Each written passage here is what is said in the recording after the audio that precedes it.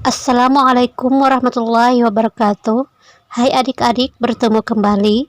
Pada video kali ini kita akan membahas tentang dasar-dasar elektronika. Video ini merupakan bagian satu yang akan membahas tentang wawasan elektronika. Mari simak penjelasannya. Elektronika adalah ilmu yang mempelajari alat listrik arus lemah yang dioperasikan dengan cara mengontrol aliran elektron atau partikel bermuatan listrik dalam suatu alat, seperti pada komputer, peralatan elektronik, termokopel, semikonduktor, dan lain sebagainya. Alat-alat yang menggunakan dasar kerja elektronika disebut sebagai peralatan elektronik. Contohnya tabung sinar katoda, radio, TV, perekam kaset video, perekam VCD, perekam DVD, kamera video, kamera digital, komputer pribadi desktop, komputer laptop, PDA, robot, smart card, dan sebagainya.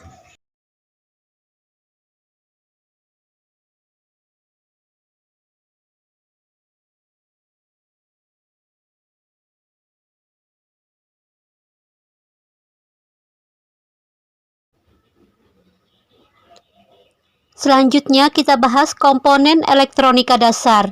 Terdiri dari komponen aktif yaitu transistor, dioda, dan IC. Adapun komponen pasif elektronika yaitu resistor, kapasitor, dan induktor. 2. Jenis dan manfaat. A. Resistor. Disebut juga dengan tahanan atau hambatan. Berfungsi untuk menghambat arus listrik yang melewatinya. Satuan resistor adalah ohm. Resistor terbagi dua yaitu A. Resistor tetap, seperti pada gambar. Nilai hambatannya relatif tetap. Nilai hambatannya ditentukan oleh tebal dan panjangnya lintasan karbon.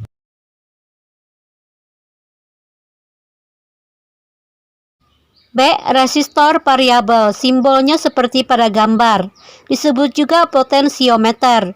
Adalah resistor yang besar hambatannya dapat diubah-ubah.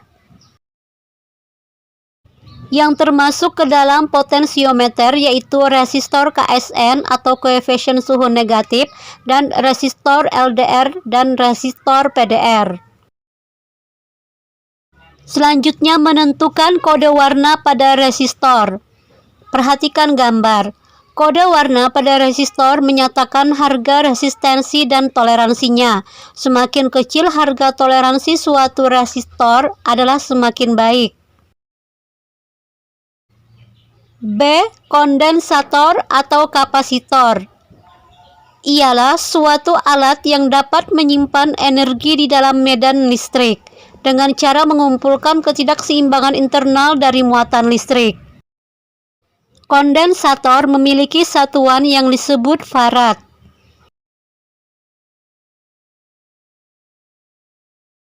Beberapa fungsi utama kapasitor yaitu 1. Sebagai penyaring pada rangkaian regulator DC atau power supply untuk meminimalisir tegangan ripple AC yang masih tersisa. 2. Sebagai pembangkit pulsa atau frekuensi dalam rangkaian osilator. 3. Sebagai penggeser pasa. 4. Sebagai kopling yakni penghubung antara dua buah rangkaian elektronika. 5. Dapat digunakan untuk mencegah percikan bunga api yang dapat terjadi pada saklar. Gambar kondensator atau kapasitor.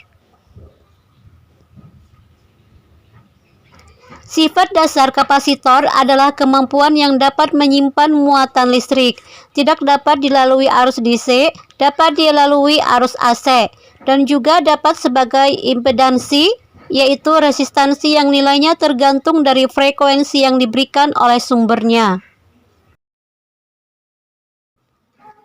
Selanjutnya simbol-simbol kapasitor yaitu Simbol kapasitor nonpolar tidak mempunyai polaritas sehingga dalam pemasangannya dapat bolak-balik. Umumnya berkapasitas kecil, sering dipakai dalam rangkaian yang berhubungan dengan frekuensi seperti dalam rangkaian penguat audio.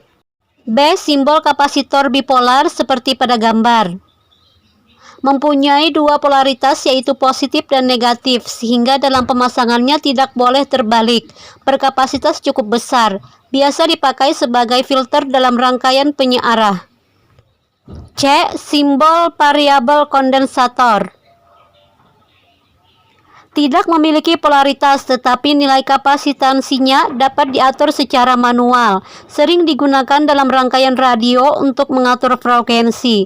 Istilah lain dari variabel kapasitor adalah VARCO atau variabel kondensator. Selanjutnya C. Induktor atau reaktor. C. Induktor atau reaktor. Induktor adalah komponen listrik yang digunakan sebagai beban induktif. Simbol induktor seperti pada gambar. D. Transformator atau trapo. Transformator atau trapo adalah alat yang memindahkan tenaga listrik antar dua rangkaian listrik atau lebih melalui induksi elektromagnetik. Jenis-jenis transformator yaitu 1. Step up. Simbolnya seperti pada gambar, yaitu transformator yang memiliki lilitan sekunder lebih banyak daripada lilitan primer, sehingga berfungsi sebagai penaik tegangan.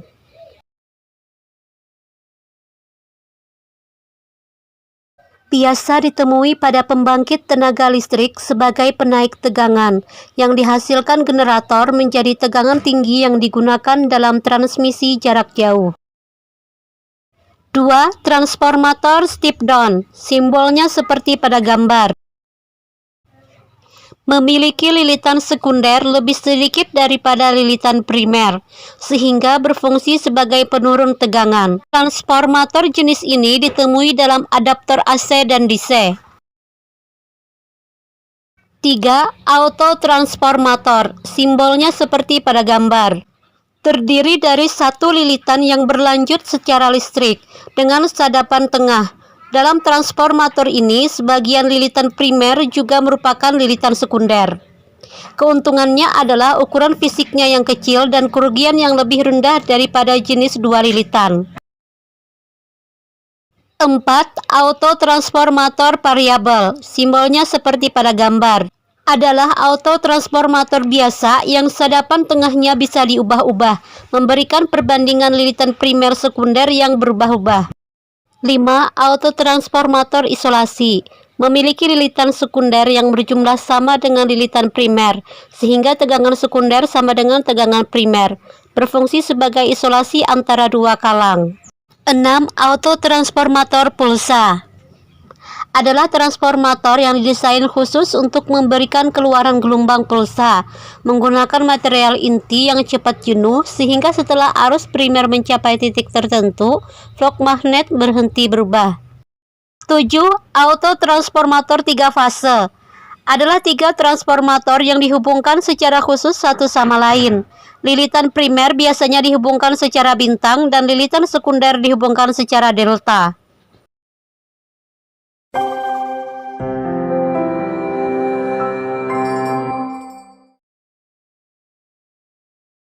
Yang termasuk bahan-bahan penghantar adalah bahan yang memiliki banyak elektron bebas pada kulit terluar orbit. Bahan penghantar memiliki sifat-sifat penting yaitu A. Daya hantar listrik, B. Koefisien temperatur tambahan, C. Daya hantar panas, D. Daya hantar tegangan tarik, E. Timbulnya daya elektromotoris termo. Bahan yang memiliki banyak elektron bebas pada kulit terluar orbit, ini memiliki sifat sebagai penghantar listrik. Berikut sifat-sifat beberapa bahan. Aluminium atau Al. Memiliki sifat dapat ditempa dalam keadaan dingin, tidak tahan terhadap garam dapur atau laut, warna silver atau perak, titik didih 1800 derajat Celcius, rho atau massa jenis 0,0278, alfa sama dengan 0,0047. Tembaga. Beberapa sifat penting logam tembaga yaitu dapat disepuh dan berkarat bila terkena karbon dioksida. Titik didih 2236 sampai 2340 derajat Celcius, massa jenis atau rho sama dengan 0,017, alfa sama dengan 0,0043. Selanjutnya seng. Sifat yang penting yaitu dapat ditempa dalam keadaan dingin, tidak tahan terhadap garam dan asam garam, warna putih kebiru-biruan, titik didih 907 derajat Celcius, rho 0,0043, alfa 0,006. Selanjutnya timah. Sifat penting yaitu warna jernih mengkilap, titik didih 236 derajat Celcius, warna putih kebiru-biruan, titik didih 907 derajat Celcius, rho 0,0043, alfa 0,12.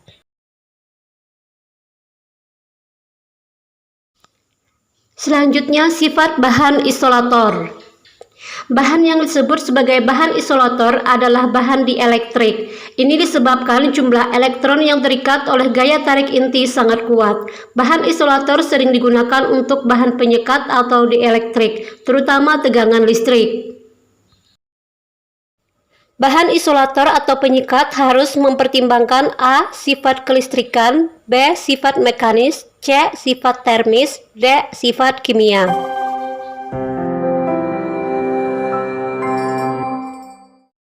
Selanjutnya kita masuki pembahasan konsep elektronika, terbagi dua yaitu elektronika analog dan elektronika digital.